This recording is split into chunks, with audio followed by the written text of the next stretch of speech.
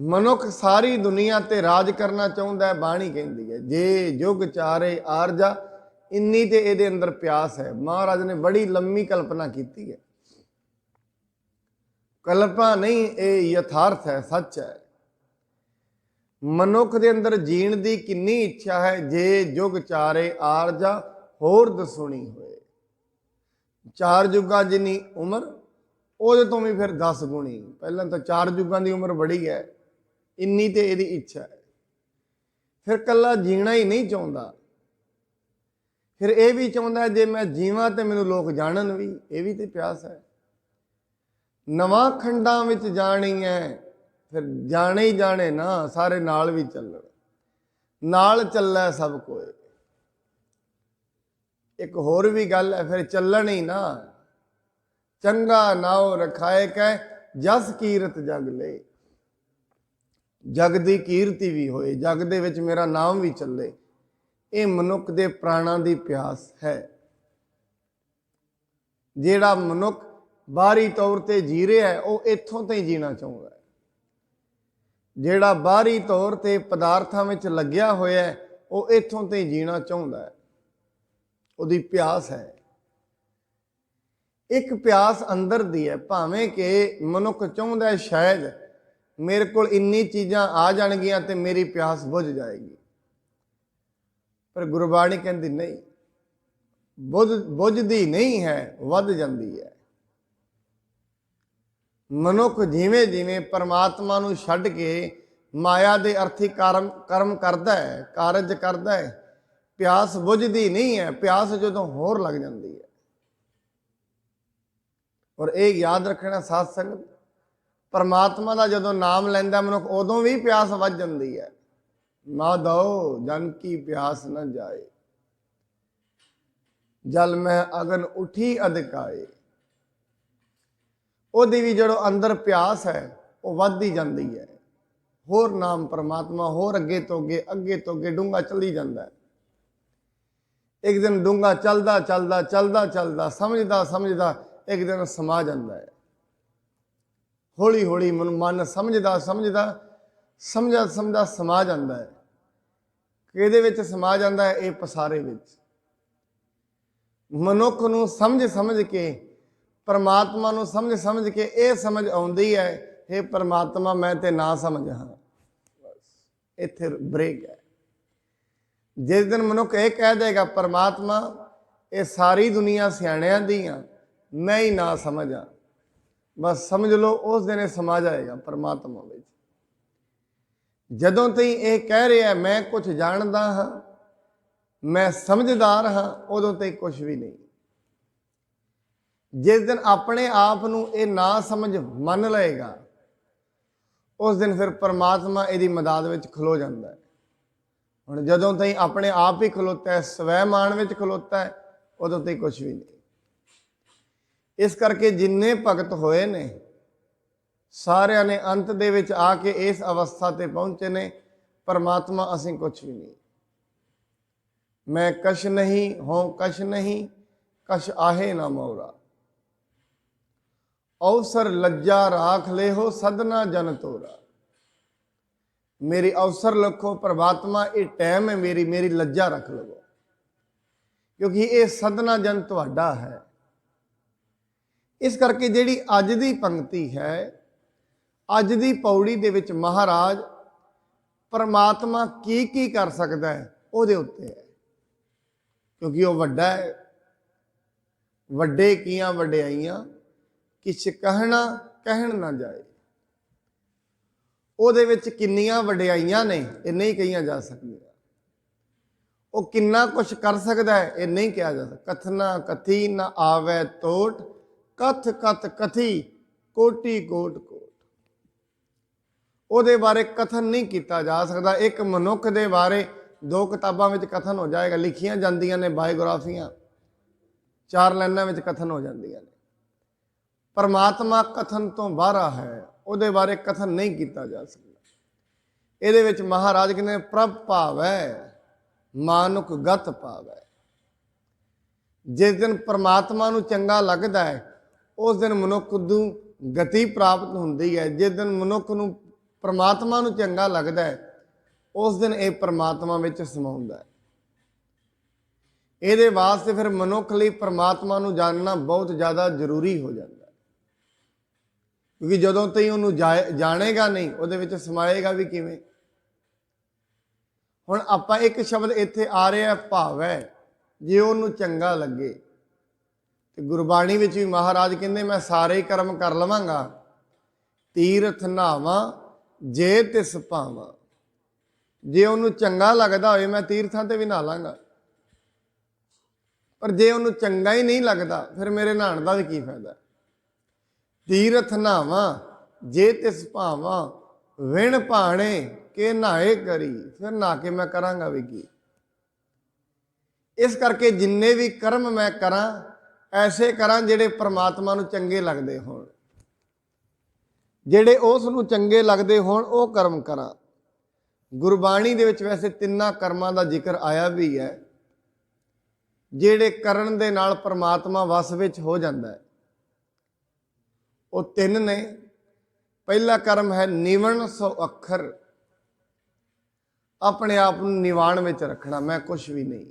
ਇਹ ਆਪਣੇ ਮਨ ਦੇ ਵਿੱਚ ਇਹ ਚੀਜ਼ ਰੱਖਣਾ, परमात्मा ਤੂੰ ਵੱਡਾ ਹੈ, ਤੇਰੀ ਪ੍ਰਕਿਰਤੀ ਦੇ ਵਿੱਚ ਕੀ ਹੋ ਰਿਹਾ ਮੇਰੀ ਸਮਝ ਤੋਂ ਬਾਹਰ ਹੈ।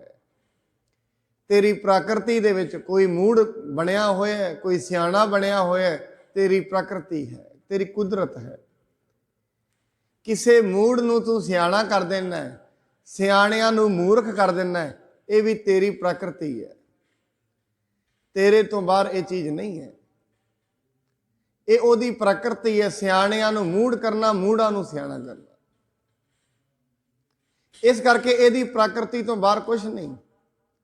जिस दिन मनुख ये समझ लैंदा है, फिर जिहड़े भी बाहरली साइड दुनिया, मैनूं कई बारी याद आउंदी है साखी, एक पिंड दे विच एक बीबी ने गलती कर दी कोई वड्डी, सारा पिंड वट्टे लैके बीबी नूं पिंडों बाहर कड्ढण लई, भेजो इनूं पिंडों बाहर, सारे लग जांदे ने। जदों एक मनुख गलती करदा है, जिन्हां ने जिंदगी च आप बड़ियां गलतियां की, अपना आप तो उन्हां नूं वेखदा नहीं हुंदा। मनुख की सब तो वड्डी कमजोरी है अपनी गलती उन्होंने नहीं वेखती, उन्होंने अंधा कहा जाता है। धार्मिक दुनिया वो मनुख अंधा है जिन्होंने अपने अवगुण नहीं वेखते। जेड़ा दूजियां दे अवगुण वेखदा है, अपने नहीं वेखते, हजे अन्ना है, भावें अखां है ने। गलती कर दी, सारा पिंड वट्टे मारदा है, और एक वट्टा मारिया सारे लग जाते हैं पिछे। कोई समझदार तो कोई हुंदा, क्यों मार रहे हैं?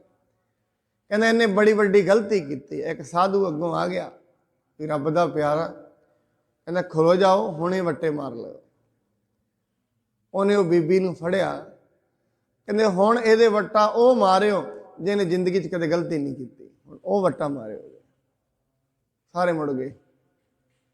ऐसा किहड़ा है दुनिया ते जिहड़ा गलतियां नहीं करता? जे मनुख एक कह रहा है मैं गलती नहीं करता, हजे तई उहदे अंदर गलतियां की संभावना बहुत ज़्यादा है। जेड़ा ये कह रहा मैं गलती नहीं की, मैं गलती कर ही नहीं सकता, 10 साल तो कीती नहीं, हजे उहदे अंदर गलतियां की संभावना बहुत ज़्यादा है। हजे वो किते भी नहीं पहुंचा, हजे तो बड़ा तकड़ा गलतियां का भंडार है। जेड़ा ये कह दे परमात्मा का नाम जप जप के ये कह दे मेरे वर्गा पापी कोई नहीं, मेरे वर्गा अवगुण हारा कोई नहीं, याद रखना होदे विचों गलतियां की संभावना घट गई है। दुनिया के सामने ये कह दे, लोग कहण फलाने विच लोभ बड़ा है, जिहड़ा कहदे साडे विच किहड़ा घट है। दूजे का लोभ तो वेख रहे, अपने विच किहड़ा घट है। ये बड़ा खराब है, ये अंदर काम बड़ा है, ये अंदर क्रोध बड़ा है, तो अपने अंदर किहड़ा घट है। जिन्हें अपने अंदर झाती नहीं मारी, उन्होंने दूजे का क्रोध वेखदा है, दूजे का काम वेखदा, क्योंकि निगाह हजे दूजे ते है, अपने ते निगाह आई नहीं। इस करके परमात्मा नूं वो चंगे लगदे ने जिहड़े निमरता विच रहिंदे ने, जिहड़े ये कहंदे ने हे परमात्मा असीं तेरे दर ते समर्पित हाँ, साडे ते निगाह दी मेहर रख, आप साडे ते नज़र रख, कोई पता नहीं ये दुनिया में कदों तिलक जाइए, ये निगाह रख बस। ਉਹਨੂੰ ਕਹਿੰਦੇ ਨੇ ਫਿਰ ਹੌਲੀ ਹੌਲੀ ਪਹਿਲਾ ਗੁਣ ਤੇ ਇਹ ਹੈ ਨਿਵਣ ਸੋ ਅੱਖਰ ਖਵਣ ਗੁਣ। ਦੂਜਾ ਗੁਣ ਹੈ ਖਵਣ। ਖਵਣ ਦਾ ਮਤਲਬ ਹੁੰਦਾ ਹੈ ਸਹਾਰਨਾ। ਜੋ ਪਰਮਾਤਮਾ ਕਰ ਰਿਹਾ ਹੈ ਉਹਨੂੰ ਮਿੱਠਾ ਮੰਨਣਾ, ਜੋ ਵੀ ਉਹ ਕਰ ਰਿਹਾ ਹੈ। ਜ਼ਿੰਦਗੀ ਵਿੱਚ ਜੈਸਾ ਵੀ ਦੌਰ ਚੱਲ ਰਿਹਾ ਹੈ ਇਹ ਸਮਝਣਾ ਇਹਦੇ ਵਿੱਚ ਮੇਰਾ ਭਲਾ ਹੀ ਹੈ। ਭਾਵੇਂ ਕਿ ਜਦੋਂ ਚੰਗਾ ਹੋ ਜਾਂਦਾ ਹੈ ਉਦੋਂ ਤੇ ਮਨੁੱਖ ਨੂੰ ਆਪਣਾ ਭਲਾ ਲੱਗਦਾ ਹੈ, ਜਦੋਂ ਮਨੁੱਖ ਦੇ ਅਨੁਸਾਰ ਕੰਮ ਨਹੀਂ ਹੁੰਦਾ ਉਦੋਂ ਉਸ ਨੂੰ ਮਾੜਾ ਲੱਗਦਾ ਹੈ। ਸਾਧ ਸੰਗਤ ਦੀ ਗੱਲ ਯਾਦ ਰੱਖਣਾ, ਜੇ ਪਰਮਾਤਮਾ ਸਾਰੇ ਕੰਮ ਮਨੁੱਖਾਂ ਦੇ ਅਨੁਸਾਰ ਕਰਨੇ ਸ਼ੁਰੂ ਕਰ ਦੇਵੇ, ਪਰਮਾਤਮਾ हरेक काम मनुखा के अनुसार करने शुरू कर दे, जो जो जिहदी इच्छा है ਉਹਦੇ अनुसार ही शुरू कर दे, जो जो जिहदे काम ने ਉਹਦੇ अनुसार करे, फिर सारी दुनिया दे विच अस्थिरता एकदम ही फैल जाएगी। जे मनुख ये कहे जो मैं कह रहा परमात्मा वो कर दे, फिर कल्ले दे ना करे, सारियां दे ही करेगा। इस करके परमात्मा किसी के कहे अनुसार नहीं करता, अपने कहे अनुसार चलता है। इस करके परमात्मा की कीती ते कदे उंगल ना चुकनी, ये समझना ये जो कुछ होया ये विच मेरा भला ही है, मेरी बुद्धि थोड़ी है, मेरे समझण की शक्ति थोड़ी है, उन्हें ये ठीक ही किया। क्योंकि मनुख भविख दे विच नहीं वेख सकता। मनुख की मजबूरी ये है वो सिर्फ तो सिर्फ जिथे बैठा है उत्थों तो ही वेख सकता है, क्योंकि ये ब्रह्म ज्ञानी तो नहीं। हाँ, कोई ब्रह्म ज्ञानी पुरुष है उन्होंने वेख जाता है भविख भी, वो भविख वक्ता बन जाता है। मनुख की मजबूरी है, इनू तो हुण तो दोबारा अगे दिन दे विच की होना है वही नहीं पता। फिर इड्डी छोटी जी बुद्धि का मालक रब ने जो भी ये नाल कीता है उहदे ते ये शंका करे गलत है, नहीं करना चाहिए। कारण कि क्योंकि यदि मत ये मन लेना चाहिए परमात्मा मेरी मत थोड़ी है, मेरी मत थोड़ी होने के कारण मैं तेनू नहीं वेख सकता। हम अज्ञान अल्प मत थोड़ी तुम आपन बिरद रखावो। हे परमात्मा साडी ते मत वैसे ही थोड़ी है, तुसी अपना बिरद रखावो। तुहाडा बिरद की है? जो शरण आवे तिस कंठ लावे।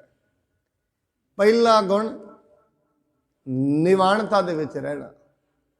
और साध संगत जेड़े निवाण विच रहिंदे ने वो बड़ी दूर ते ही पहुँच जाते हैं। पानी है पर्वतां तो चलता, नीवे बन्ने चलता, पानी उत्ते नूं नहीं जाता। और पानी नीवे बन्ने चलता है तां ही सारियां दी प्यास बुझाउंदा है। पानी निवाण विच चलता है, जेड़ी चीज़ निवाण नूं चलेगी वो बड़ियां दी प्यास बुझा देगी। निवाण विच चलण वालियां दी हमेशा पूजा होंदी है, पानी दी इस करके पूजा भी होंदी है, क्योंकि पानी कम होंदा निवाण में चलता है। पानी पहाड़ा तो चलता है, निवाण में चलता है।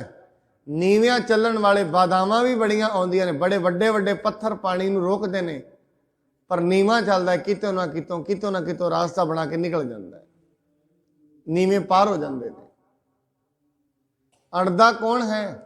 अड़दा वो है जेड़ा कुछ अपने आप विच बनता है। जेड़ा कुछ ना बने वो कदी नहीं दुनिया ते परेशान होएगा। परेशानी उन्होंने है जिन्हें अपनी शख्सियत बना ली है। इस करके निवाणता का गुण। दूजा गुण सहारना। महाराज के निवण सो अखर खवण गुण, जेहबा मणिया मंत, ए त्रै भैणे वेस कर तां वस आवी कंत। परमात्मा तेरे तां वस विच आउणा है। हुण गल इत्थे एक होर भी उठदी है। हुण परमात्मा नूं वस करन दी, परमात्मा कित्थे रहिंदा है इहदे बारे जानन दी जिग्यासा हरेक किसे विच नहीं हुंदी। इन्ने कर्म ही नहीं हुंदे मनुख विच। किसे किसे दे कर्म प्रफुल्लित हुंदे ने जिहड़ा उहदे बारे जानना चाहुंदा है। नहीं, मनुख उहदे बारे नहीं जानना चाहुंदा, पदार्थ बारे तो जानना चाहुंदा है। पदार्थ किवें कमाए जांदे ने, ਕਿਵੇਂ ਪਦਾਰਥ ਵੱਧਦੇ ਨੇ, ਇਹਦੇ ਬਾਰੇ ਤੇ ਉਹ ਜਾਣਦਾ ਹੈ। ਇਤਨੀ ਜਿਗਿਆਸਾ ਕਿਸੇ ਕਿਸੇ ਵਿੱਚ ਹੁੰਦੀ ਹੈ, ਕਿਸੇ ਕਿਸੇ ਵਿੱਚ।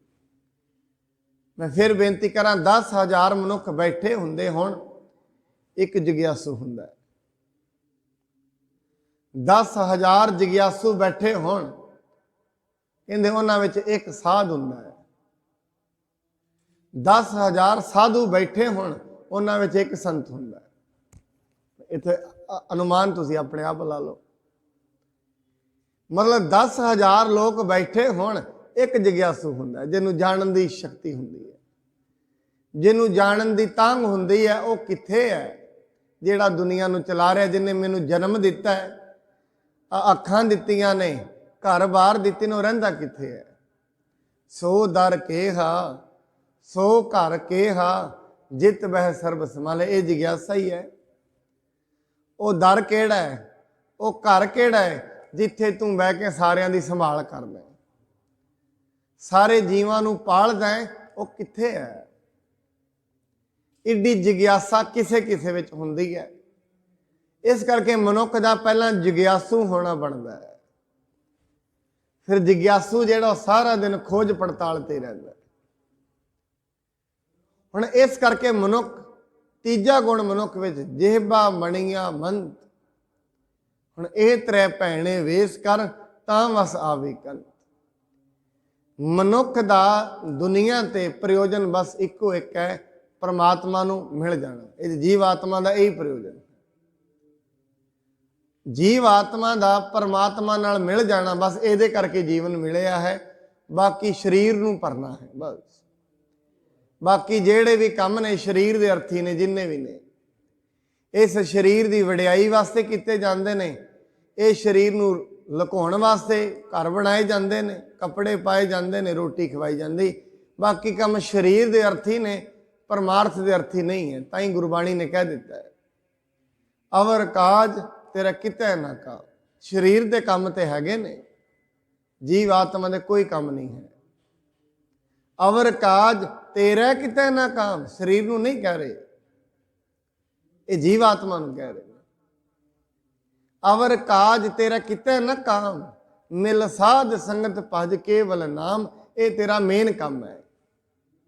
ਬਾਕੀ ਤੇ ਜਿਵੇਂ ਸਫ਼ਰ ਦੇ ਉੱਤੇ ਤੁਰੀਏ, ਗੱਡੀ ਵਿੱਚ ਜਾ ਰਹੇ ਹਾਂ, ਸਾਧਨਾਂ ਦੀ ਵੀ ਲੋੜ ਹੁੰਦੀ ਹੈ। ਬਸ ਇਹ ਸਮਝ ਲਓ ਦੁਨੀਆ ਵਿੱਚ ਰਹਿ ਰਹੇ ਹਾਂ, ਸਰੀਰ ਨੂੰ ਪਾਲਣਾ ਹੈ। ਫਿਰ ਸਰੀਰ ਵਾਸਤੇ ਮਕਾਨ ਚਾਹੀਦੇ ਨੇ, ਧੁੱਪ ਠੰਡ ਤੋਂ ਬਚਾਉਣ ਲਈ, ਰੋਟੀ ਚਾਹੀਦੀ ਹੈ, ਇਹਦਾ ਪੇਟ ਭਰਨ ਲਈ, ਬਸ ਇੰਨਾ ਕੰਮ ਹੈ। ਹੁਣ ਮਨੁੱਖ ਕਹੇਗਾ ਇੰਨਾ ਹੀ ਚਾਹੀਦਾ, ਹਾਂ ਇੰਨਾ ਹੀ ਚਾਹੀਦਾ। ਬਾਕੀ ਕੰਮ ਤੇ ਕਦੀ ਪੂਰੇ ਨਹੀਂ ਹੋ ਸਕਦੇ। ਦੁਨੀਆ ਦੇ ਵਿੱਚ ਵਡਿਆਈ ਚਾਹੀਦੀ ਹੈ, ਵਡਿਆਈ ਕਿਹੜੇ ਸਤਰ ਤੇ ਚਾਹੀਦੀ ਹੈ, ਇਹ ਨਹੀਂ ਹੋ ਸਕਦਾ ਪੂਰਾ। ਪਹਿਲਾਂ ਵਡਿਆਈ ਆਪਣੇ ਪਰਿਵਾਰ ਵਿੱਚ ਚਾਹੀਦੀ ਹੈ, ਫਿਰ ਆਪਣੇ ਨੇੜੇ ਤੇੜੇ ਪੜੋਸ 'ਚ 8-10 ਘਰਾਂ 'ਚ ਚਾਹੀਦੀ ਹੈ। ਹੁਣ ਉੱਥੇ ਤੇ ਹੋ ਗਈ, ਹੁਣ ਉੱਥੋਂ ਇਹਦੀ ਪਿਆਸ ਖਤਮ ਹੋ ਜਾਏਗੀ। ਹੁਣ ਆਪਣੇ ਪੂਰੇ ਮੁਹੱਲੇ ਵਿੱਚ ਚਾਹੀਦੀ ਹੈ, ਉੱਥੋਂ ਖਤਮ ਹੋਏਗੀ, ਫਿਰ ਆਪਣੇ ਪੂਰੇ ਸ਼ਹਿਰ ਵਿੱਚ ਚਾਹੀਦੀ ਹੈ। ਵਡਿਆਈ ਦੀ ਸਮਾਪਤੀ ਨਹੀਂ ਹੈ। ਬਾਕੀ ਸਾਰੇ ਕਾਰਜ ਵਡਿਆਈ ਦੇ ਅਰਥੀ ਕੀਤੇ ਜਾਂਦੇ ਨੇ, ਹੋਰ ਕਿਸੇ ਕੰਮ ਨਹੀਂ। ਇਸ ਕਰਕੇ ਮਹਾਰਾਜ ਨੇ ਸਪਸ਼ਟ ਕਹਿ ਦਿੱਤਾ, ਜਿਹੜੇ ਕੰਮ ਵਡਿਆਈ ਦੇ ਅਰਥ ਕਰ ਰਹੇ ਹੈ, ਸਰੀਰ ਦੇ ਅਰਥ ਕਰ ਰਹੇ ਹੈ, ਤੇਰੇ ਕਿਸੇ ਕੰਮ ਦੇ ਨਹੀਂ ਹੈ। ਕਿਉਂ? ਕਿਉਂਕਿ ਜਿਸ ਦਿਨ ਤੂੰ ਜਾਏਗਾ, ਵਡਿਆਈ ਉਸੇ ਦਿਨ ਖਤਮ ਹੋਣੀ ਸ਼ੁਰੂ ਹੋ ਜਾਏਗੀ, ਘਟ ਨਹੀਂ। ਕਿਉਂ? ਤੇਰੇ ਤੋਂ ਵੱਡੇ ਵੀ ਹੋਣਗੇ। ਜੇ ਧਨਵਾਨ ਹੋ ਕੇ ਵਡਿਆਈ ਲੈਣਾ ਚਾਹੁੰਦਾ ਹੈ, ਇਕੱਲਾ ਤੂੰ ਹੀ ਧਨਵਾਨ ਥੋੜੀ ਨਾ ਹੋਏਗਾ। ਦੁਨੀਆ ਤੇ ਸਿਕੰਦਰ ਵਰਗੇ ਵੱਡੇ ਵੱਡੇ ਧਨਵਾਨ ਹੋ ਗਏ ਨੇ। ਬਾਕੀ ਵਡਿਆਈ ਦੇ ਅਰਥ ਨੇ। ਫਿਰ ਜਿਹੜੇ ਮਨੁੱਖ ਵਡਿਆਈ ਲੈਣਾ ਚਾਹੁੰਦਾ ਹੈ, ਸਮਾਜ ਵਿੱਚ ਇੱਜ਼ਤ ਲੈਣਾ ਚਾਹੁੰਦਾ ਹੈ, ਫਿਰ ਜਦੋਂ ਇਹ ਲੈਣਾ ਚਾਹੁੰਦਾ ਹੈ, ਫਿਰ ਉਹਦੇ ਵਾਸਤੇ ਅਰਥ ਤੇ ਅਨਰਥ ਨਹੀਂ ਵੇਂਦਾ, ਫਿਰ ਪਾਪ ਕਰਦਾ ਹੈ। ਫਿਰ ਉਹ ਇਹਦੀ ਜ਼ਿੰਦਗੀ ਨੂੰ ਅਸ਼ਾਂਤ ਬਣਾਉਂਦੇ ਹੀ ਜਾਂਦੇ ਨੇ। ਰੋਜ਼ ਰੋਜ਼ ਜ਼ਿੰਦਗੀ ਅਸ਼ਾਂਤੀ ਵਾਲੀ ਤੁਰੀ ਜਾਂਦੀ ਹੈ।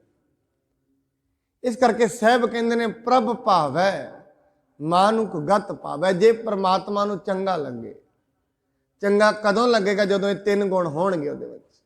ਨਿਵਣਾ ਹੋਏਗਾ, ਸਹਾਰਨਾ ਹੋਏਗਾ, ਤੇ ਜੀਵਾ ਤੇ ਮੰਤ ਹੋਏਗਾ, ਰੱਬ ਦਾ ਨਾਂ ਹੋਏਗਾ। ਜੀਵਾ ਤੇ ਦਿਨ ਰਾਤ, ਜੀਵਾ ਤੇ ਰੱਬ ਦਾ ਨਾਂ।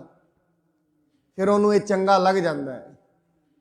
ਚੰਗਾ ਉਦੋਂ ਹੀ ਲੱਗੇਗਾ ਜਦੋਂ ਉਹਦੇ ਹੁਕਮ ਵਿੱਚ ਚੱਲੇਗਾ। ਜਿਵੇਂ ਇੱਕ ਦੁਕਾਨ ਦੇ ਉੱਤੇ ਇੱਕ ਕੋਈ ਵੀ ਸਰਵੈਂਟ ਕੰਮ ਕਰਦਾ ਹੈ, अपने मालक नूं कदों चंगा लगेगा? बस जिवें मालक आए उठ जाए तो उठ जाए, वो आखे बह जाए तो बह जाए, चंगा लगता है। फिर मालक भी चाहता ये तो सारा कुछ ही कुर्बान कर दें, ताई तो पा जाएगा।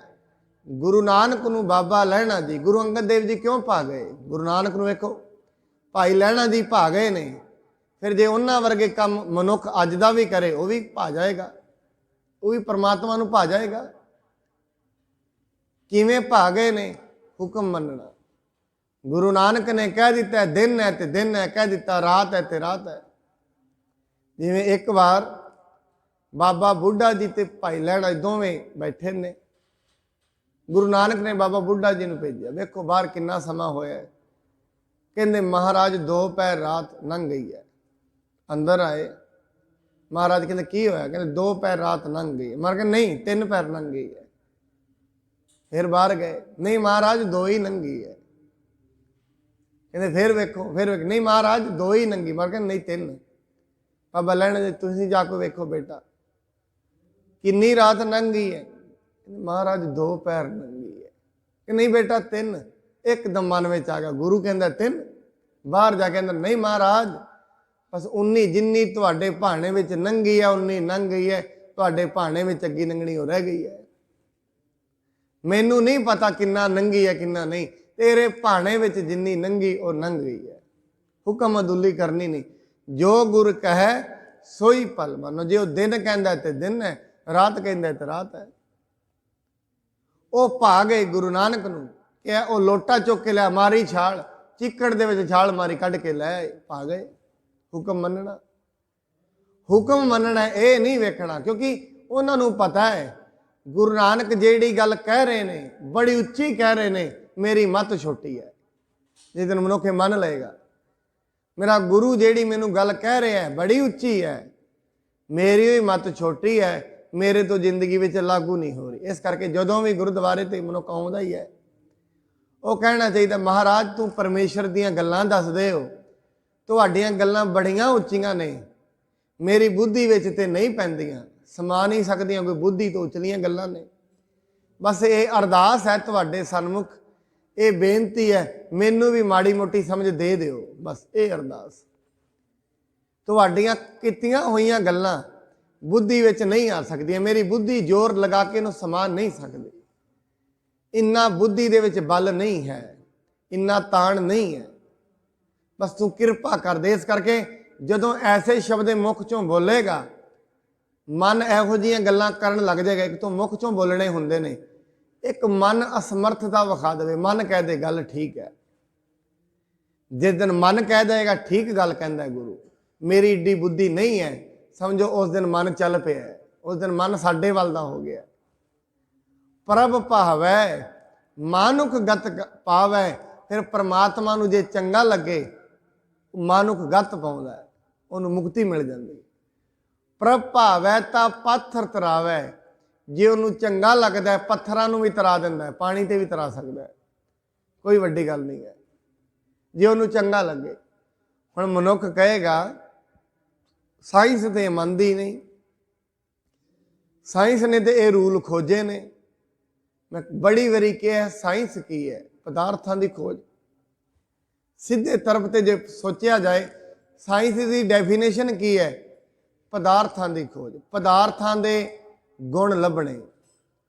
ते पदार्थ 3 प्रकार के होंदे ने, ठोस होंदे ने, द्रव होंदे ने ते गैस होंदे ने। इन्हां 3 पदार्थों के गुण लभे ने, जिन्हां ने वो गुण लभ लभ के लिखे ने, उन्होंने कहते हैं ये साइंस है। हुण इहदा मतलब ये नहीं जो पदार्थों के गुण लभे ने वो मुकम्मल हो गए ने, ये तो नहीं होया ना हजे तक। ये तो किसी ने दावा नहीं किया भी असी पदार्थों के ये धरती के सारे गुण लभ ले ने। जिन्हें ये गुरुत्वाकर्षण बल की खोज की है, जदों उन्हें की उदों ही थोड़ी ना ये पैदा होया, वो तो हज़ारां साल पहला ही सी, पर मनुख की बुद्धि में पकड़ नहीं सी आई। एक दिन आ गई उन्हें कह दिता ये धरती खिंचदी है तो पहलों का ही है। एवें धरती उत्ते हजे भी ऐसे बेअंत रूल ने पदार्थों के जिहड़े मनुख की बुद्धि तो परे ने, ते सारी उम्र पकड़ विच आउणे भी नहीं। जे पकड़ विच आ गए ਫਿਰ ਤੇ ਪ੍ਰਮਾਤਮਾ ਪਕੜ ਵਿੱਚ ਆ ਗਿਆ। ਪਦਾਰਥਾਂ ਦੇ ਜਿੰਨੇ ਕੁ ਰੂਲ ਨੇ ਇਹ ਪਕੜ ਵਿੱਚ ਨਹੀਂ ਆਉਂਦੇ, ਬੜੀ ਅੱਗੇ ਦੀ ਗੱਲਾਂ ਨੇ, ਕਿਉਂਕਿ ਸਾਜੀ ਉਹਨੇ ਹੈ।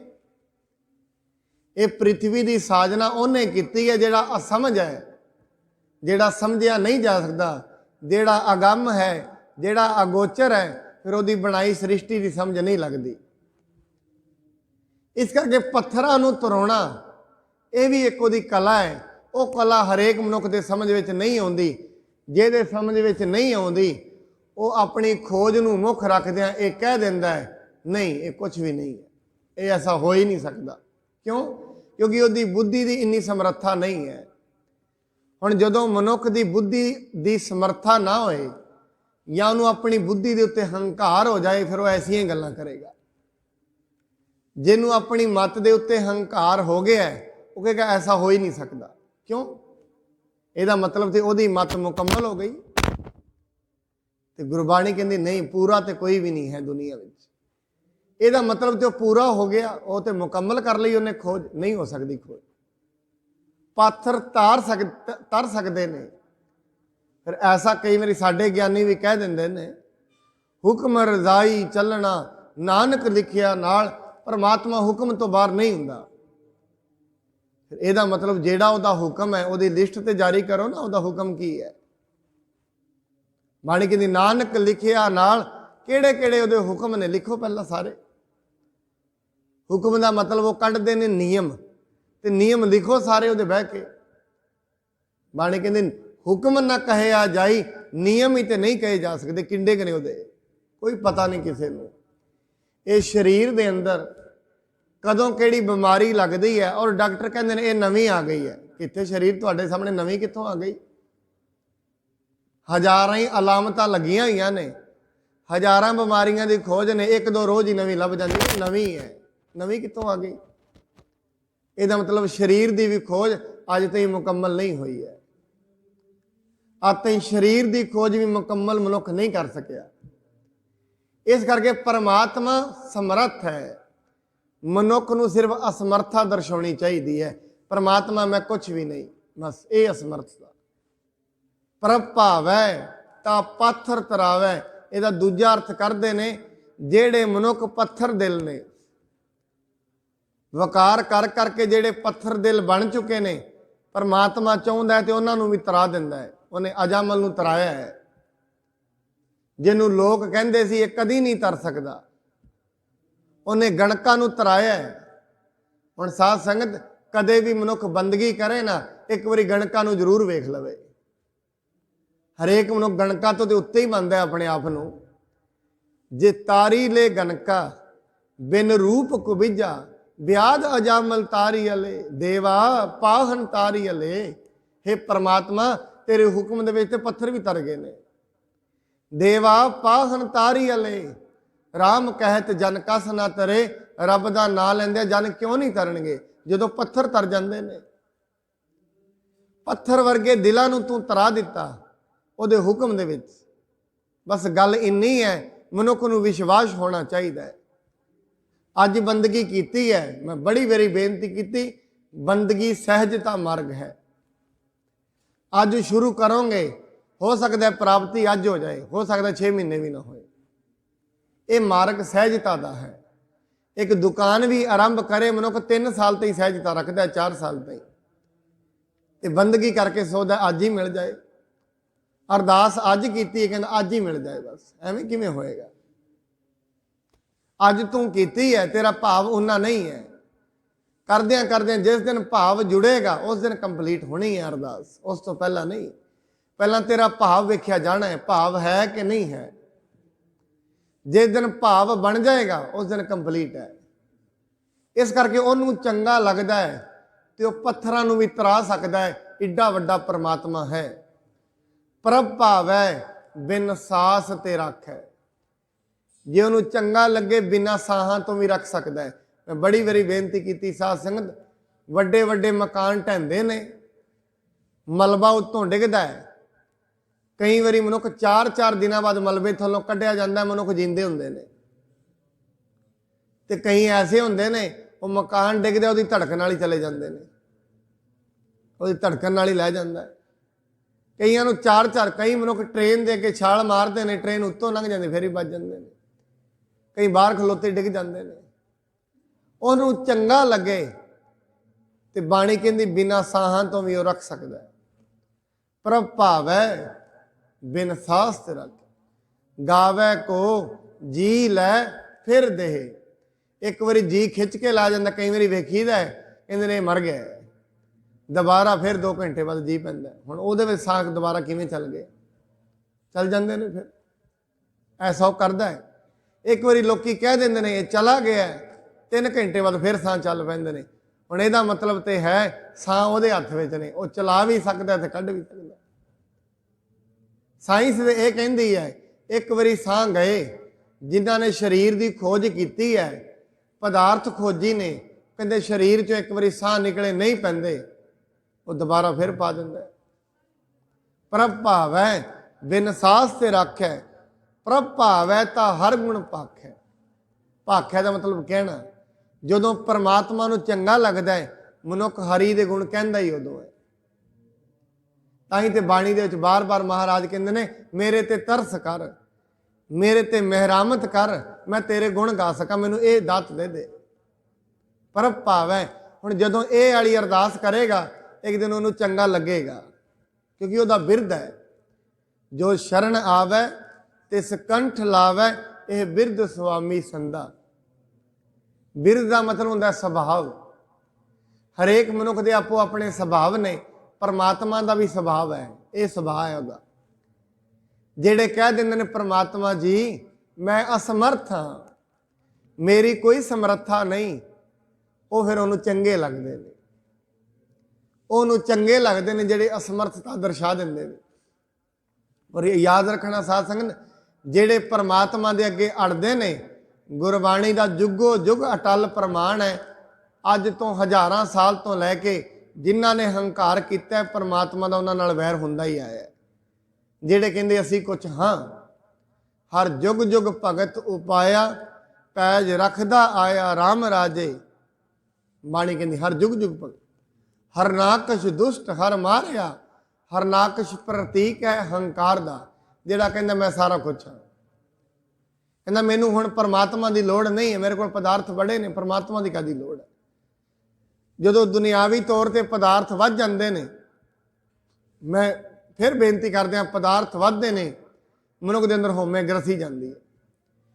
ਵੈਸੇ ਜਿਹੜਾ ਹੰਕਾਰ ਹੁੰਦਾ ਹੈ, 4 ਚੀਜ਼ਾਂ ਤੇ ਖਲੋਤਾ ਹੁੰਦਾ ਹੈ। ਜਾਂ ਸਰੀਰਿਕ ਬਲ ਤੇ ਖਲੋਤਾ ਹੈ, ਜਾਂ ਮਾਨਸਿਕ ਬਲ ਤੇ ਖਲੋਤਾ ਹੈ, ਜਾਂ ਮਾਇਕ ਪਦਾਰਥਾਂ ਤੇ ਖਲੋਤਾ ਹੈ। 3 ਚੀਜ਼ਾਂ ਤੇ ਇਹ ਹੋ ਗਈਆਂ। ਜਾਂ ਸਰੀਰਿਕ ਬਲ ਤੇ ਖਲੋਤਾ ਹੈ, ਸਰੀਰ ਬੜਾ ਤਕੜਾ ਹੋਏ, ਹੰਕਾਰ ਸਰੀਰ ਤੇ ਵੀ ਖਲੋ ਜਾਂਦਾ ਹੈ। ਜਾਂ ਮਾਨਸਿਕ ਬਲ, ਦੁਨੀਆ 'ਚ ਚਤੁਰਾਈ ਬੜੀ ਹੋਏ, ਬੁੱਧੀ ਬੜੀ ਤੇਜ਼ ਹੋਏ, ਉਹਦਾ ਵੀ ਹੰਕਾਰ ਹੋ ਜਾਂਦਾ। ਤੀਜੀ ਗੱਲ ਹੈ ਮਾਇਆ ਬੜੀ ਹੋਏ, ਉਹਦਾ ਵੀ ਹੁੰਦਾ ਹੈ। ਚੌਥੀ ਗੱਲ ਹੈ ਪਦਾਰਥ, ਕੋਈ ਪਦਵੀ ਮਿਲ ਜਾਏ, ਰਾਜਨੀਤੀ ਦੀ, ਰਾਜਨੀਤਿਕ ਸ਼ਕਤੀ ਮਿਲ ਜਾਏ, ਉਹਦਾ ਵੀ ਹੰਕਾਰ ਹੁੰਦਾ। ਕਿਉਂਕਿ ਜੇ ਮਨੁੱਖ ਦੇ ਵਿੱਚ ਹੰਕਾਰ ਹੈ, ਇਹਨਾਂ 4 ਚੀਜ਼ਾਂ ਤੋਂ ਕਿਸੇ ਇੱਕ ਤੇ ਖਲੋਏਗਾ ਨਾ। ਹੰਕਾਰ ਕਿਹੜੀ ਚੀਜ਼ ਤੇ? ਉਹਦਾ ਆਧਾਰ ਤੇ ਹੋਣਾ ਹੀ ਚਾਹੀਦਾ ਹੈ, ਕਿਸੇ ਚੀਜ਼ ਤੇ ਜੋ ਖਲੋਤਾ ਹੁੰਦਾ ਹੈ। ਇਸ ਕਰਕੇ ਮਨੁੱਖ ਨੂੰ ਆਪਣੇ ਅੰਦਰ ਚੈੱਕ ਕਰਨਾ ਚਾਹੀਦਾ ਹੈ ਕਿ ਮੇਰਾ ਹੰਕਾਰ ਕਿਤੇ ਖਲੋਤਾ ਤੇ ਨਹੀਂ ਇਹਨਾਂ ਵਿੱਚੋਂ। ਕਈ ਵਾਰੀ ਮਨੁੱਖ ਦਾ ਹੰਕਾਰ ਅਧਿਆਤਮਕ ਕਰਨ ਤੇ ਵੀ ਖਲੋ ਜਾਂਦਾ ਹੈ, ਕਰਮ ਕਰਨ ਤੇ। ਅਧਿਆਤਮਕ ਕਰਮ ਕਰਦਾ ਉਹਦੇ ਤੇ ਵੀ ਹੰਕਾਰ, ਜਿਹਨੂੰ ਬਾਣੀ ਕਹਿੰਦੀ ਤੀਰਥ ਵਰਤ ਅਰਦਾਨ ਕਰ, ਮਨ ਮੈਂ ਧਰੈ ਗੁਮਾਨ। ਕਈ ਵਾਰੀ ਧਾਰਮਿਕ ਕਰਮ ਕਰਕੇ ਵੀ ਮਨੁੱਖ ਹੰਕਾਰੀ ਹੋ ਜਾਂਦਾ। ਵੈਸੇ ਤੇ ਧਾਰਮਿਕ ਕਰਮ ਕਰਕੇ ਹੰਕਾਰ ਦੂਰ ਹੋਣਾ ਚਾਹੀਦਾ ਸੀ, ਇਹਨੂੰ ਧਾਰਮਿਕ ਕਰਮਾਂ ਦਾ ਵੀ ਹੰਕਾਰ ਹੋ ਜਾਂਦਾ। ਹੁਣ ਪ੍ਰਭ ਭਾਵੈ ਤਾਂ ਹਰ ਗੁਣ ਭਾਖੈ। ਪ੍ਰਭੂ ਨੂੰ ਚੰਗਾ ਲੱਗੇ ਤੇ ਮਨੁੱਖ ਪਰਮਾਤਮਾ ਦੇ ਗੁਣ ਗਾਉਂਦਾ, ਅਦਰਵਾਈਜ਼ ਨਹੀਂ ਗਾਉਂਦਾ। ਜਿੰਨੇ ਸਤ ਸੰਗਤ ਵਿੱਚ ਆਪ ਜੀ ਬੈਠਦੇ ਹੋ, ਰੱਬ ਨੂੰ ਚੰਗਾ ਲੱਗਦਾ ਤੇ ਤਾਂ ਬੈਠਿਆ ਜਾਂਦਾ ਬਸ। ਕਈ ਵਾਰੀ ਮਨੁੱਖ ਕਹਿ ਦਿੰਦਾ ਹੈ, ਅੱਜ ਕਈ ਵਾਰੀ ਕੰਪਲੇਂਟ ਹੁੰਦੀ ਹੈ, ਗੁਰਦੁਆਰਿਆਂ ਵਿੱਚ ਸੰਗਤ ਨਹੀਂ ਆਉਂਦੀ, ਬੈਠਦੇ ਨਹੀਂ। ਮੈਂ ਕਈ ਵਾਰੀ ਕਹਿੰਦਾ ਬੈਠਦੇ ਨਹੀਂ, ਉਹ ਬਿਠਾਉਂਦਾ ਹੀ ਨਹੀਂ, ਇੰਨੇ ਕਰਮ ਨਹੀਂ ਹਨ। ਕਿਉਂਕਿ ਜਿੰਨੇ ਕਰਮ ਨੇ, ਕਰਮਾਂ ਦੇ ਅਨੁਸਾਰ ਦੌਲਤ ਮਿਲੀ ਹੈ ਮਨੁੱਖ ਨੂੰ। ਕਰਮਾਂ ਦੇ ਅਨੁਸਾਰ ਸਰੀਰ ਮਿਲਿਆ, ਕਿਸੇ ਦਾ ਸਰੀਰ ਅਪਾਹਿਜ ਹੈ, ਉਹਦੇ ਕਰਮ ਐਸੇ ਸੀ, ਮਨੁੱਖਾ ਜਨਮ ਤੇ ਮਿਲਿਆ ਪਰ ਸਰੀਰ ਅਪਾਹਿਜ ਮਿਲਿਆ, ਕਰਮ ਉਨੇ ਸੀ। ਕਿਸੇ ਨੂੰ ਦੌਲਤ ਮਿਲੀ ਹੈ, ਕਰਮਾਂ ਕਰਕੇ ਮਿਲੀ ਹੈ। ਹੁਣ ਕਿਸੇ ਨੂੰ ਸਤ ਸੰਗਤ ਮਿਲੀ ਹੈ, ਕਰਮਾਂ ਕਰਕੇ ਮਿਲੀ, ਕਰਮਾਂ ਤੋਂ ਬਿਨਾਂ ਨਹੀਂ ਮਿਲਦੀ। ਜਦੋਂ ਵੱਡੇ ਭਾਗ ਹੁੰਦੇ ਨੇ, ਵੱਡੇ ਭਾਗ ਭੇਟੇ ਗੁਰਦੇਵਾ, ਗੁਰੂਦੇਵ ਦੀ ਸੰਗਤ ਤਾਂ ਮਿਲਦੀ ਹੈ। ਕੋਟ ਅਪਰਾਧ ਮਿਟੇ ਹਰ ਸੇਵਾ, ਕਰੋੜਾਂ ਅਪਰਾਧ ਮਿਟ ਜਾਂਦੇ ਨੇ ਹਰੀ ਦੀ ਸੇਵਾ ਕਰਕੇ। ਕੋਟ ਅਪਰਾਧ ਮਿਟੇ ਹਰ ਸੇਵਾ। ਇਸ ਕਰਕੇ ਪ੍ਰਭ ਭਾਵੈ ਤਾਂ ਪਤਿਤ ਉਧਾਰ ਹੈ। ਪ੍ਰਮਾਤਮਾ ਨੂੰ ਚੰਗਾ ਲੱਗਦਾ ਹੈ, ਉਹ ਪਤਿਤ ਜਿਹੜੇ ਮਨੁੱਖ ਹੁੰਦੇ ਨੇ ਉਹਨਾਂ ਨੂੰ ਵੀ ਉਧਾਰ ਦਿੰਦਾ ਸਾਧ ਸੰਗਤ। ਇਹ ਜਿਹੜੀਆਂ 17 ਨੇ ਗੁਰੂ ਦੀਆਂ ਕਈਆਂ ਗੱਲਾਂ ਨੇ, ਬੜੀ ਸਮਝਣ ਵਾਲੀਆਂ ਨੇ। ਪਤਿਤ, ਪਤਿਤ ਦਾ ਮਤਲਬ ਇਹ ਹੈ ਜਿਹੜਾ ਬਿਲਕੁਲ ਹੀ ਦਿਮਾਗ ਤੋਂ ਪੈਦਲ ਹੋ ਗਿਆ, ਮੂਰਖ ਹੋ ਗਿਆ। ਜੇ ਉਹਨੂੰ ਚੰਗਾ ਲੱਗ ਜਾਏ ਉਹਨੂੰ ਉਧਾਰ ਦਿੰਦਾ ਹੈ। ਤਾਂ ਹੀ ਕਰਕੇ ਬਾਣੀ ਕਹਿੰਦੀ ਹੈ ਕਦੇ ਗਰਵ ਨਾ ਕਰੀ ਆਪਣੀ ਸ਼ਖਸੀਅਤ ਵੇਖ ਕੇ। ਜੇ ਗੁਰਦੁਆਰੇ ਆ ਰਹੇ हैं, ਮੰਦਰ ਜਾ ਰਹੇ हैं, ਮਸਜਿਦ ਜਾ ਰਹੇ हैं, ਕਦੇ ਅਭਿਮਾਨ ਨਾ ਕਰੀ ਮੈਂ ਜਾਂਦਾ ਹਾਂ ਦੂਜੇ ਨਹੀਂ ਜਾਂਦੇ। ਕੋਈ ਪਤਾ ਨਹੀਂ ਲੱਗਦਾ, ਜਿਹੜੇ ਨਹੀਂ ਜਾਂਦੇ ਉਹਨਾਂ ਨੂੰ ਲੈ ਆਉਂਦਾ ਹੈ। ਇੱਕ ਜਾ ਗੰਦੇ ਨਾ ਲਹਣ, ਇੱਕ ਨਾ ਸੁੱਤਿਆਂ ਦੇ ਉਠਾ, ਐਵੇਂ ਵੀ ਕਰ ਲੈਂਦਾ। ਜਿਹੜੇ ਨਹੀਂ ਆ ਰਹੇ ਉਹਨਾਂ ਨੂੰ ਲੈ ਆਉਂਦਾ ਹੈ, ਜਿਹੜੇ ਆਉਂਦੇ ਨੇ ਬ੍ਰੇਕ ਵੀ ਲਵਾ ਸਕਦਾ ਹੈ। ਹੰਕਾਰ ਨਹੀਂ ਕਰਨਾ ਚਾਹੀਦਾ। ਇਹ ਕੋਈ ਪਤਾ ਨਹੀਂ ਉਹਦਾ, ਉਹਦੀ ਕੁਦਰਤ ਦਾ ਕੋਈ ਪਤਾ ਨਹੀਂ ਕਿੱਧਰ ਨੂੰ ਚੱਲ ਪੈਣਾ ਉਹਨੇ। ਇਸ ਕਰਕੇ ਜਿਸ ਠਾਕੁਰ ਸਿਓ ਨਾਹੀ ਚਾਰਾ ਤਾ ਕੋ ਕੀਜੈ ਸਦ ਨਮਸਕਾਰ। ਬਸ ਉਹਦੇ ਅੱਗੇ ਨਮਸਕਾਰ ਕਰਨੀ ਚਾਹੀਦੀ ਹੈ, ਤੇਰਾ ਸ਼ੁਕਰ ਹੀ ਹੈ, ਸ਼ੁਕਰ ਹੈ ਬਸ। ਇਸ ਕਰਕੇ ਬਾਣੀ ਕਹਿੰਦੀ ਆ ਪ੍ਰਭਾਵ ਹੈ ਤਾਂ ਪਤਿਤ ਉਧਾਰ ਹੈ। ਜਿਹੜੇ ਸਮਾਜ ਚੋਂ ਬਿਲਕੁਲ ਧੱਕੇ ਗਏ ਨੇ ਉਹਨਾਂ ਦਾ ਵੀ ਉਧਾਰ ਉਹ ਕਰ ਦਿੰਦਾ ਹੈ। ਗਨਕਾਂ ਨੂੰ ਸਾਰਾ ਪਿੰਡ ਕਹਿ ਦਿੰਦਾ ਸੀ ਤੇਰੇ ਵਰਗੀ ਪਾਪਣ ਕੋਈ ਨਹੀਂ, ਉਹਨੂੰ ਉਧਾਰ ਦਿੱਤਾ। ਅਜਾਮਲ ਨੂੰ ਸਾਰੀ ਨਗਰੀ ਨੇ ਬਾਹਰ ਕੱਢ ਦਿੱਤਾ ਸੀ, ਉਹਦਾ ਉਧਾਰ ਕਰ ਦਿੱਤਾ। ਫਿਰ ਬਾਣੀ ਕਹਿੰਦੀ ਜੇ ਏਡੇ ਵੱਡੇ ਵੱਡੇ ਤਰਗੇ, ਜਪਹੀਨ ਤਪਹੀਨ ਕੁਲਹੀਨ ਕ੍ਰਮਹੀਨ ਨਾਮੇ ਕੇ ਸੁਆਮੀ ਤੇ ਉਤਰੇ। ਜਿਨ੍ਹਾਂ ਨੇ ਕਦੀ ਜਪ ਨਹੀਂ ਕੀਤਾ, ਤਪ ਨਹੀਂ ਕੀਤਾ, ਕਰਮ ਸਹੀ ਨਹੀਂ, ਕੁਲਹੀਨ ਨੇ ਜਿਹੜੇ, ਉਹਨਾਂ ਨੂੰ ਪਰਮਾਤਮਾ ਨੇ ਉਧਾਰ ਦਿੱਤਾ। ਇਹ ਮਨਾ ਤੂੰ ਕਿਉਂ ਨਾ ਉਧਰੇਗਾ? ਜਿਨ੍ਹਾਂ ਨੇ ਕਦੇ ਜਪ ਨਹੀਂ ਕੀਤਾ ਉਹ ਉਧਰ ਗਏ, ਸਿਰਫ ਉਹਦੇ ਅੱਗੇ ਬੇਨਤੀ ਕਰਕੇ ਤੂੰ ਵੀ ਬੇਨਤੀ ਕਰ, ਤੇਰਾ ਵੀ ਪਰ ਉਤਾਰਾ ਕਰ ਦੇਗਾ। ਇੰਨਿਆਂ ਲੋਕਾਂ ਨੂੰ ਏਡੀਆਂ ਵੱਡੀਆਂ ਚੀਜ਼ਾਂ ਦੇ ਦਿੱਤੀਆਂ, ਤੈਨੂੰ ਕਿਉਂ ਨਹੀਂ ਦੇਗਾ? ਕੋਈ ਵੈਰ ਥੋੜੀ ਨਾ ਰੱਬ ਦਾ ਕਿਸੇ ਨਾਲ, ਉਹ ਨਿਰਵੈਰ ਹੈ। ਜਪਹੀਨ ਤਪਹੀਨ ਕੁਲਹੀਨ ਕ੍ਰਮਹੀਨ ਨਾਮੇ ਕੇ ਸੁਆਮੀ ਤੇ ਉਤਰੇ। ਉਹ ਤਰ ਗਏ ਜਿਨ੍ਹਾਂ ਨੇ ਕਦੇ ਜਪ ਨਹੀਂ ਕੀਤਾ। ਗਣਕਾਂ ਨੇ ਕਿਹੜਾ ਜਪ ਕੀਤਾ ਸੀ? ਅਜਾਮਲ ਨੇ ਕਿਹੜਾ ਜਪ ਕੀਤਾ? ਤਾਰ ਦਿੱਤਾ ਉਹਨੇ। ਤਪਹੀਨ, ਕੋਈ ਤਪ ਨਹੀਂ ਕੀਤਾ। ਕਰਮਹੀਨ, ਜਿਨ੍ਹਾਂ ਦਾ ਕਰਮ ਵੀ ਕੋਈ ਚੰਗਾ ਨਹੀਂ। ਕੁਲਹੀਨ, ਉਹਨਾਂ ਨੂੰ ਪ੍ਰਮਾਤਮਾ ਉਧਾਰ ਦਿੰਦਾ ਹੈ। ਇਸ ਕਰਕੇ ਉਹਦਾ ਕੋਈ ਪਤਾ ਨਹੀਂ ਹੈ। ਮੈਨੂੰ ਤੇ ਵਜੀਦ ਦੀ ਗੱਲ ਬੜੀ ਸੋਹਣੀ ਲੱਗਦੀ ਹੈ। ਵਜੀਦ ਕਹਿੰਦਾ ਹੈ ਪਰਮਾਤਮਾ ਦਾ ਕੋਈ ਪਤਾ ਨਹੀਂ। ਕਹਿੰਦੇ ਸਿਆਣਾ ਕਰੇ ਮਜ਼ਦੂਰੀ, ਮੂਰਖ ਦੇ ਜਾਏ ਘਰ। ਵਜੀਦਾ ਕੌਣ ਸਾਹਿਬ ਨੂੰ ਆਖੇ ਤੂੰ ਇੰਜ ਨਾ ਇੰਜ ਕਰ। ਉਹਨੂੰ ਕੌਣ ਆਖੇ? ਸਿਆਣੇ ਮਨੁੱਖ ਮੂਰਖਾਂ ਦੇ ਅੱਗੇ ਨੌਕਰੀ ਕਰਨ ਲਾ ਦਿੰਦਾ ਹੈ, ਐਸਾ ਕਰ ਦਿੰਦਾ ਹੈ। ਪਰ ਵਜੀਦ ਕਹਿੰਦਾ ਹੈ ਰੱਬ ਨੂੰ ਕੌਣ ਆਖੇ ਤੂੰ ਐਵੇਂ ਨਹੀਂ ਐਵੇਂ ਕਰ। ਕਹੋ ਨਾਨਕ ਕਰਤੇ ਕੀਆਂ ਬਾਤਾਂ, ਜੋ ਕਿਛ ਕਰਨਾ ਸੋ ਕਰ ਰਹੇ ਆ। ਕਰਤਾ ਕਿਸੇ ਦਾ ਵੱਜਾ ਹੋਇਆ ਨਹੀਂ ਹੈ। ਜੇ ਉਹਨੇ ਕਿਸੇ ਨੂੰ ਕੋਈ ਸ਼ਕਤੀ ਦਿੱਤੀ ਹੈ, ਖੋਂਦਿਆਂ ਵੀ ਟਾਈਮ ਨਹੀਂ ਲਾਉਂਦਾ। ਉਹਦਾ ਕੀ ਪਤਾ ਹੈ? ਉਹਦਾ ਕੋਈ ਪਾਰ ਉਤਾਰਾ ਥੋੜੀ ਨਾ, ਕਿਸੇ ਨੇ ਪਤਾ ਥੋੜੀ ਨਾ ਲਾ ਲਿਆ। ਮਨੁੱਖ ਜੇ ਸਮਝ ਰਿਹਾ ਹੈ ਜੈਸੀ ਸ਼ਖਸੀਅਤ ਮੇਰੀ ਅੱਜ ਹੈ ਇਹ ਸਦਾ ਬਣੀ ਰਹੇਗੀ, ਇਹਦਾ ਕੋਰਾ ਅਭਿਮਾਨ ਹੈ। ਆਪਣੀ ਸ਼ਖਸੀਅਤ ਤੇ ਮਾਣ ਨਹੀਂ ਕਰਨਾ ਚਾਹੀਦਾ। ਕਬੀਰ ਜੀ ਕਹਿੰਦੇ ਨੇ ਕਬੀਰ ਗਰਬ ਨਾ ਕੀਜੀਐ, ਰੰਕ ਨਾ ਹਸੀਐ ਕੋਏ। ਅਜ ਹੋ ਸੁਨਾਓ ਸਮੁੰਦਰ ਮੈਂ, ਕਿਆ ਜਾਣੋ ਕਿਆ ਹੋਏ। ਅਜੇ ਤੇ ਗੱਡੀ ਸਮੁੰਦਰ ਵਿੱਚ ਚੱਲ ਰਹੀ ਹੈ, ਕੀ ਜਾਣਾ ਕਦੋਂ ਕੀ ਹੋ ਜਾਣਾ। ਹੋਇਆ ਬੜੀ ਦੁਨੀਆ ਨਾਲ। ਆਪਣੇ ਆਪਣੇ ਨਗਰ ਦੇ ਵਿੱਚ ਕੋਈ ਵੇਖੇ, ਦੁਨੀਆ ਦੇ ਅੱਗੇ ਐਗਜ਼ਾਮਪਲ ਹੈਗੇ ਨੇ। ਅੰਤ ਦੇ ਵਿੱਚ ਬਾਹਰ ਆਂਦੇ ਆਪ ਕਰੈ ਆਪਨ ਵਿਚਾਰੈ। ਉਹ ਆਪਣਾ ਵਿਚਾਰ ਆਪ ਕਰਦਾ, ਕਿਸੇ ਤੋਂ ਪੁੱਛਦਾ ਨਹੀਂ ਹੈ। ਦੋਹਾਂ ਸਿਰਿਆਂ ਕਾ ਆਪ। ਖੇਲੈ ਬਿਗਸੈ ਅੰਤਰ ਜਾਮੀ। ਦੇਖੋ ਪਰਮਾਤਮਾ ਵੀ ਹੱਸਦਾ ਹੈ। ਵਿਕਸਿਆ ਦਾ ਮਤਲਬ ਹੁੰਦਾ ਹੱਸਣਾ। ਦੋਹਾਂ ਸਿਰਿਆਂ ਕਾ ਆਪ ਸਵਾਮੀ, ਚੰਗੀ ਸਾਈਡ ਵੀ ਤੇ ਮਾੜੀ ਸਾਈਡ ਵੀ ਦੋਵੇਂ ਉਹਦੇ ਹੱਥ ਵਿੱਚ ਨੇ। ਦਿਨ ਦਾ ਮਾਲਕ ਵੀ ਉਹ ਹੈ, ਰਾਤ ਦਾ ਮਾਲਕ ਵੀ ਉਹ ਹੈ। ਦੁੱਖਾਂ ਦਾ ਮਾਲਕ ਵੀ ਉਹ ਹੈ, ਸੁੱਖਾਂ ਦਾ ਮਾਲਕ ਵੀ ਉਹ ਹੈ। ਤਰੱਕੀਆਂ ਦਾ ਮਾਲਕ ਵੀ ਉਹ ਹੈ, ਕਾਮਯਾਬੀਆਂ ਦਾ ਮਾਲਕ ਵੀ ਉਹ ਹੈ, ਅਸਫਲਤਾ ਦਾ ਮਾਰਗ ਵੀ ਉਹ ਹੈ। ਦੋਹਾਂ ਸਿਰਿਆਂ ਕਾ ਆਪ ਸੁਆਮੀ, ਦੋਹਾਂ ਸਾਈਡਾਂ 'ਚੋਂ ਆਪ ਖਲੋਤਾ ਹੈ। ਖਿਲ ਹੈ ਬਿਕਸੈ ਅੰਤਰਜਾਮੀ, ਉਹ ਹੱਸਦਾ ਵੀ ਹੈ। ਜਿਹਨੂੰ ਬਾਣੀ ਦੇ ਵਿੱਚ ਮਹਾਰਾਜ ਨੇ ਆਸਾ ਦੀ ਵਾਰ ਵਿੱਚ ਕਿਹਾ, ਕਰ ਆਸਣ ਡਿੱਠੋ ਚਾਓ, ਪਰਮਾਤਮਾ ਹਮੇਸ਼ਾ ਹੀ ਹੱਸਦਾ ਹੈ। ਖਿਲ ਹੈ ਬਿਕਸੈ ਅੰਤਰਜਾਮੀ, ਜੋ ਭਾਵੈ ਸੋ ਕਾਰ ਕਰਾਵੈ, ਨਾਨਕ ਦ੍ਰਿਸ਼ਟੀ ਅਵਰ ਨਾ ਆਵੇ। ਜੋ ਉਹਨੂੰ ਚੰਗਾ ਲੱਗਦਾ ਹੈ, ਜੋ ਉਹਨੂੰ ਚੰਗਾ ਲੱਗਦਾ, ਜੋ ਭਾਵੈ ਸੋ ਕਾਰ ਕਰਾਵੈ, ਉਹੀ ਕਾਰ ਉਹ ਮਨੁੱਖਾਂ ਤੋਂ ਕਰਾ ਰਿਹਾ। ਨਾਨਕ ਦ੍ਰਿਸ਼ਟੀ ਅਵਰ ਨਾ ਆਵੇ, ਕੋਈ ਹੋਰ ਦ੍ਰਿਸ਼ਟੀ ਵਿੱਚ ਆਉਂਦਾ ਨਹੀਂ ਜਿਹੜਾ ਉਹ ਕੰਮ ਕਰਾਉਂਦਾ ਹੋਏ, ਉਹ ਕਰਾ ਰਿਹਾ ਆਪ। ਇਸ ਕਰਕੇ ਉਹਦੇ ਅੱਗੇ ਹੀ ਅਰਦਾਸ ਕਰਨੀ ਚਾਹੀਦੀ ਹੈ, ਮਨੁੱਖਾਂ ਅੱਗੇ ਅਰਦਾਸ ਨਹੀਂ ਕਰਨੀ ਚਾਹੀਦੀ। ਹਮੇਸ਼ਾ ਆਪਣੇ ਘਰ ਵਿੱਚ ਕਿਤੇ ਵੀ ਬੈਠੇ ਆ, ਉਹਦੇ ਅੱਗੇ ਅਰਦਾਸ ਕਰੀਏ, ਇਹ ਦਾਤਾ ਜੇ ਜਨਮ ਦਿੱਤਾ, ਕੋਈ ਦਿੱਕਤ ਆ ਗਈ ਹੈ, ਦਾਤਾ ਜੋ ਮੇਰੀ ਜ਼ਿੰਦਗੀ ਵਿੱਚ ਬਣ ਰਿਹਾ ਮੇਰੇ ਤੋਂ ਸਹਿਨ ਨਹੀਂ ਹੋ ਰਿਹਾ, ਕਿਉਂਕਿ ਤੂੰ ਕਰਨ ਵਾਲਾ ਹੈ, ਕਿਰਪਾ ਕਰ ਮੇਰੀ ਜ਼ਿੰਦਗੀ ਨੂੰ ਸੌਖਾ ਕਰ ਦੇ।